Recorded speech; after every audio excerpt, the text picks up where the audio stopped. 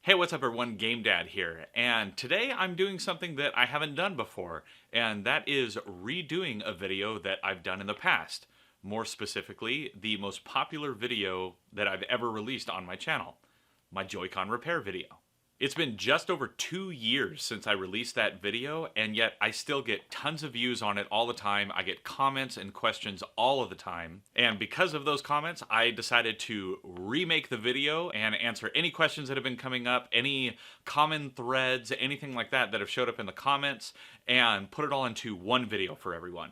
Now, that first Joy-Con video that I made, it was just kind of a throwaway video, honestly. I just had one of my students from the martial arts school whose Joy-Con was busted. He asked if I could fix it. So I thought, why not just record the process? The filming on it was terrible. It had terrible lighting and audio. The autofocus in the video kept messing up, and my gigantic hands just kept getting in the way of everything that I was talking about, so people didn't know what I was trying to point to. So I decided that I would remake the video for you all and include everything that I could from the comments, as well as some other tidbits that I have come up with along the way to give you all hopefully a better teardown video, repair video, and most common kind of issues that come up with a Joy-Con. But first, if you are new or you just haven't yet, and about 90% of you that watch my videos haven't, please consider hitting that subscribe button as well as that little notification bell so that you get an alert every time I got a new video coming out. Now let's dive into the most common issues that I've been asked about over the past 2 years and their fixes for the Nintendo Switch JoyCon. Alright, so here we have a right Joy-Con, and what I'm going to do is go ahead and take this apart, show you guys the inner workings, go over some of the most common issues that arise and issues that have come up in the past couple of years on my previous video. So the first thing that we want to do is get it taken apart. Now, I like to use the iFixit toolkit, and I am using a Y0 bit. This is also called a triangle bit, and basically, like if you have a Phillips screwdriver and it's got the little cross shape, this one is just the shape of a Y. Instead of 4 prongs, it has 3 prongs. So what we're going to do is get this opened up. We got 4 screws right here, so we're going to go ahead and take those out. Try not to lose them. They are tiny. That's why I'm using this nice bright blue matte, because it gives me some contrast. That way I can see where everything is going. And real quick, let's discuss a very common issue that happens with these Joy-Cons. You have it on your system, and you rage, you drop it, whatever, and boom, snaps off. Okay? I'll show you how you can reconnect this rail, but also sometimes that rail gets stuck on the Switch itself. So an easy way to get that off of the Switch is right where this eject button is, okay, right where that would be hitting, you can use a paper clip to actually get in there and push the release to slide that rail out.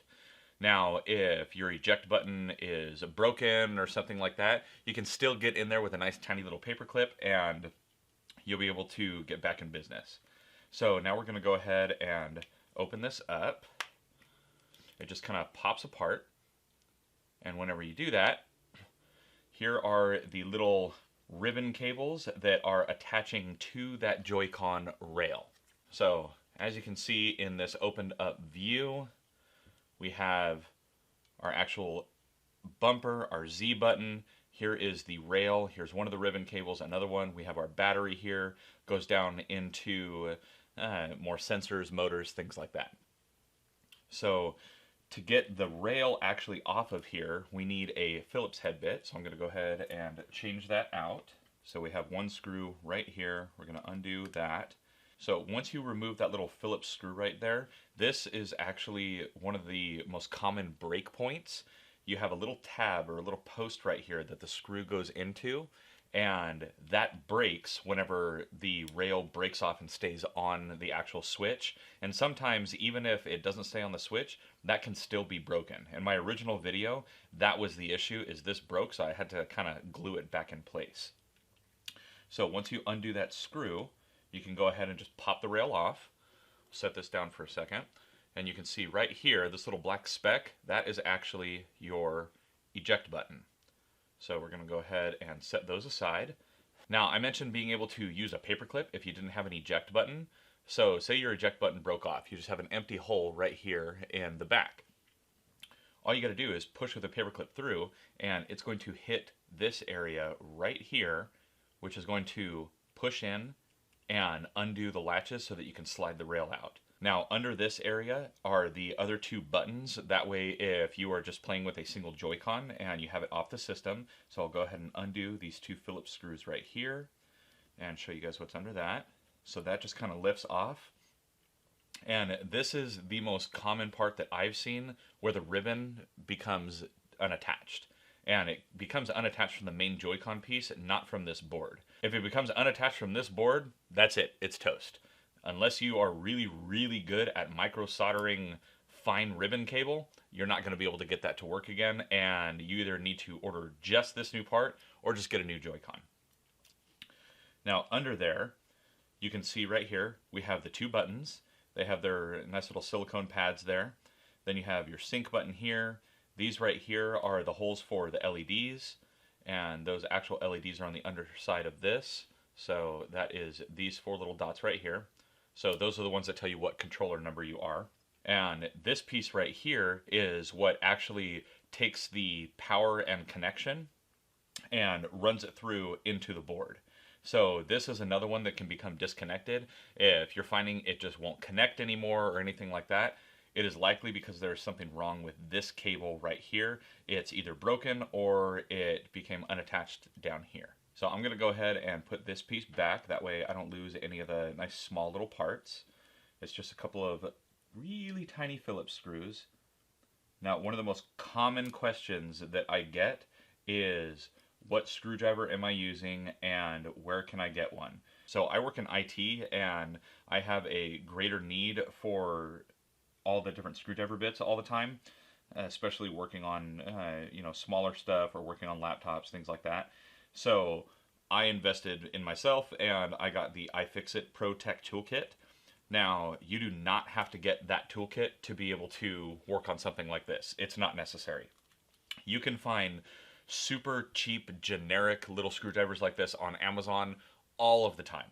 They won't last and they won't stand the test of time, but they will work in a pinch, especially if you're just trying to get this repair done yourself. All right, so now we're going to go ahead and pop this battery out and start digging into the rest of the controller. Now, you have a small opening right here where you can get underneath the battery. And what you want to do, just take something flat. This comes in that toolkit. It's just a nice little metal pry. And you want to make sure that you're not bending or digging into the battery though, because it is a lithium ion battery, and when exposed to oxygen, it will absolutely start a fire. So you just kind of pop it loose of the glue. It's not in there super tight or anything. It doesn't need to be. It's just got a couple little tacky strips right here and here. There, now that battery is out of your way. Now to remove this battery tray right here, there's one small Phillips screw down in this little spot right here. Now that we got that little Phillips screw out of there, there's a little part right here. We can go ahead and just slide that out of the plastic, get it out of our way. And this whole battery tray is actually attached to this whole assembly here for the trigger and bumpers. So there's two more screws. We have one here and one here. Now that you got those three screws removed, that's this one right here, this one, and you went ahead and pulled this little piece out of its little plastic holder, what you can do is lift this up and to the side. Be careful not to pull it straight up, because under here it's kind of hard to see, especially on the orange Joy-Con, but there is a small ribbon cable here that is leading to this trigger. So you can kind of just lift it up over to the side. Don't force it, you don't want to break that cable. Okay, and whenever it's lifted to the side, now you get access to the rest of the Joy-Con. Okay, that little bumper just fell out, no big deal. All you got to do is just put it back in place. But now that is out of the way. Now, if you want to disconnect this part, right here, it's very small. Pretty much everything on this is very small. Right here, there is a little connector for that ribbon cable for the bumper. Now, with the connectors on these, they have a little flap on them. So what you're going to do is lift the little flap. They are very fragile, so be very careful. You lift that little flap, and you can go ahead and just slide that little ribbon right out. And there we go. The button is disconnected, the ribbon is safe, and it won't get damaged. Now, with all of that out of the way, you don't even have to disconnect that if you're just trying to reattach the rail, but it's kind of nice to have more area to work with. But with all of that out of the way, you'll notice there are the two ribbons that were coming from the actual rail. Okay, the most common part that breaks is always the rail. Now, with that out of our way, we want to get these little ribbons unattached. Or if they became unattached, something like that, they ripped out, okay, this is where you would reconnect them. You want to make sure your rail is aligned properly. The gold contacts right here that actually make contact with the system, they need to be down at the bottom of the controller. That way you know this is oriented right, okay? And you have one attach point here and another attach point here. They're the same process. You lift the flap, and then you can pull the cable out. So this one down here is slightly different. It's in there just with pressure. So if you just grip it nicely and just give it a little pull, it'll pop free. And now we have the entire rail unattached. This is the most common thing that you are going to get whenever you break your Joy-Con, or if somebody else breaks your Joy-Con, however it happened. This is what's going to happen. You're going to end up with this piece, these two little ribbons. You're going to freak out and not know what to do, and you're going to end up on YouTube, hopefully watching this video. So I will show you in just a moment how you get that reattached. Now, say your Joy-Con just won't charge anymore. When you're taking this apart, you might notice that the battery is a little bit swollen. Okay, it should be super flat on both sides. You shouldn't have any swelling in the battery. If there's swelling, that means the battery's no good anymore. You order a new battery online, and it has a little connector right here. And in that connector, it kind of just sits down on top and presses into place on top of the contacts. And then you're good to go. Now, what if you have an issue with Joy-Con drift? Well, this big guy right here, that's your Joy-Con. So what you would want to do, it's a very easy replacement. So far, you just open everything up, disconnect a couple of cables, and get to this point. Then you undo this ribbon cable right here, flip the little tab up, pull the ribbon cable out. There we go. And then undo a couple of Phillips screws.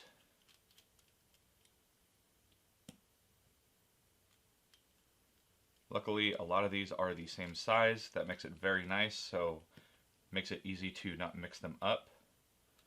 And then you can just push, and there we have our Joy-Con, okay, our little analog stick. Now, if you have drift, order one of these parts, pop it back in just like this.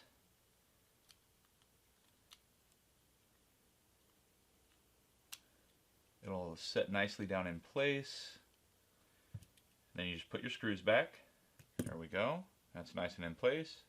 Still got our click in there. Now, this is where I would recommend some tweezers if you have large hands like I do. Otherwise, you can just use your fingers and put that cable right back in place. So luckily, the iFixit Pro Tech Toolkit actually comes with tweezers. So I'm going to go ahead and use those. Slide this back into place. Now this one's a little different than the other ones in that instead of sliding under the flap and then the flap going down, it actually goes into the back of this connector. I don't think you'll be able to see it on camera because it is very small, but there is a small little opening right at the base of this white connector, and that is what you are actually going to slide the ribbon cable into. Just be patient, take your time, and eventually you'll get that to line up. You slide it in. You can use a little bit of force here, but not a lot because you don't want the ribbon to break, obviously. You want to make sure that flap is up so it's not in your way when you're trying to put the cable back. And then you go ahead and fold that flap down, snaps into place. You can double check your work by giving a little pull on that cable. If it doesn't come out easily, then you are in good shape. Now that would be how you would get that actual joystick replaced, how you would replace the battery, and now let's go ahead and show you how to reconnect this rail. Now remember, these contacts right here at the bottom, they need to be at the bottom of the Joy-Con. So first, let's go ahead and get that pressure fit one back in. Line it up with that slot, just like how we did with the joystick one. And then you're just going to go ahead and put it in there. There we go. It's nice and snug. Now this one you can't do a test where you pull on it because it's just going to pull the cable back out. So you put that there. Get this other one. This one is a lot easier. You just kind of rest it in place right here. It's very hard to see, but there are two tiny little ribbon tabs that come out on the sides. Those fit perfectly into the slot for this connector. Then you just take that plastic flap, fold it down, and there you go. Those are connected again. Okay, so now that we have the rail attached again, we're going to go ahead and add the little bumper back. Now, you'll be able to see how to align this because it's got a little spring. Don't lose that spring, otherwise that will be bad problems. It will not bounce properly. But there's a little post right here. This little post is what lines up with the spring. That way it has a nice steady point to push against. That way whenever you're pushing, it can go back into place and it's not relying just on that actual button right here. Now with that in place, we can go ahead and get the actual trigger and battery tray reattached. Okay, but before I do that, I want to go ahead and get this cable reattached down here. So I'm going to make sure the little plastic flap is up. Remember, they are very fragile. Be careful with them. And this is really only being held in by some pressure right now because the tray is not sitting in place yet. Okay, so we go ahead and get this lined up using my tweezers again. It's kind of an awkward position, but you go ahead and slide that cable in. I'm sure it's very hard to see right now, but the connector is right here. Just going to go ahead and push the little flap down so that it secures it in place. There we go. Now from there, I'm being very careful not to put a ton of pressure on that cable because I would prefer that that didn't break. If that cable breaks, you got to see if you can find that part or just replace your Joy-Con. Now, go ahead and set that in place, and as you can see, that little tray helps to hold that bumper. That's connected right there. Okay, and what I'm going to do now is get those 3 screws back in place. That way I don't have to sit here holding the tray. So remember, we have a screw hole here, we have one here, and we have one down here. All Phillips, all the same size as the other ones so far. So we're going to go ahead and screw these back into place. And be sure not to over tighten these. Remember, it is just going into plastic. It's not going into metal or anything like that. So you can strip the threads. And also keep in mind that these are very tiny screws. It is very easy to strip them, so it's important to have the right size bit. Don't get something that's too small or too big because you'll end up stripping the screw. Now that that is back in place, I'm going to go ahead and realign this one cable. This is something I could have done before I put the tray on, but this cable actually goes under this post, and then you wind it through this little cable channel right here. Helps keep it out of the way. Just going to slot that down where it goes. Just going to slot this down where it goes, right here. There we go. Now that is in place. And what we're going to do now is go ahead and put the battery back. So there is a little opening in the plastic right there. Then we just push this down, secure that in place. And now we are almost ready to get this fully put back together. Now the next step that we need to do is reattach this rail to the back plate again. So we're going to set this piece down. We're going to go ahead and put our small little eject button back where it goes. And there are actual little registration marks on here. And those marks are so that you line this button up properly. It only fits in one way. There's 2 fat tabs and 1 little skinny tab. Then after that, we take our rail, we plop it down in place. There are a couple of posts that are here and here. Those help you line it up so it's in the exact right spot.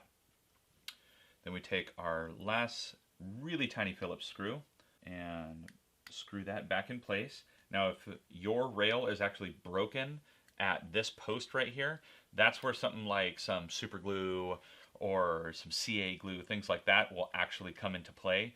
That way you can glue it back down properly. In my previous video, this was completely broken and was totally useless, so I had to glue the rail back down in here. And it does mean that unless you want to cause more damage, you're not going to be able to get back into it, but at least it will work. Now, with that screwed in, we can go ahead and slide this back into place. Now, as we do that, you'll notice it has kind of a track to follow. It'll just smush down into place like this. All right, so we got these 4 screws, 1, 2, 3, 4, all back in place. That means this is put back together and it is ready for game time. So that is how you take it apart, put it back together, what to do if that rail breaks off, what to do if the rail is stuck on the Switch, how to eject it, how to get back in there if the button isn't there, and what kind of tools that you need. So you just need a small Phillips, and you need a small tri-wing or a Y screwdriver bit. And then all of the parts and stuff, you can easily find them on Amazon, eBay, stuff like that. The joysticks, very common because of all the Joy-Con drift issues, so it's very easy to find the joysticks now. And even the buttons, you can find shell replacements, so you can do, cool different colors and cases and stuff like that. And it's just a matter of diving in and taking the time to, just learn. All you got to do, take it apart, be slow, be methodical, separate everything out. Make sure you have something like a high contrast mat like this. That way you're not losing any of the screws. If I was just down on this black linen right here, I probably would not be able to see the screws at all. They would totally blend in. But if you have something high contrast, you can easily see it all. But that is how you get everything back together on the Joy-Con. So there you have it, everyone. Those are the most common issues and their fixes that I've seen in comments and just been asked about over the past couple of years since I launched my original Joy-Con repair video. If you have any other questions about the Joy-Con or maybe an issue that I didn't cover in this video, please let me know down in the comments below. And while you're down there, please be sure to also hit those like and subscribe buttons, as well as that little notification bell so you get an alert every time I got a new video coming out. Now, as always, I'm GameDad. I thank you guys for watching, and I'll catch you later.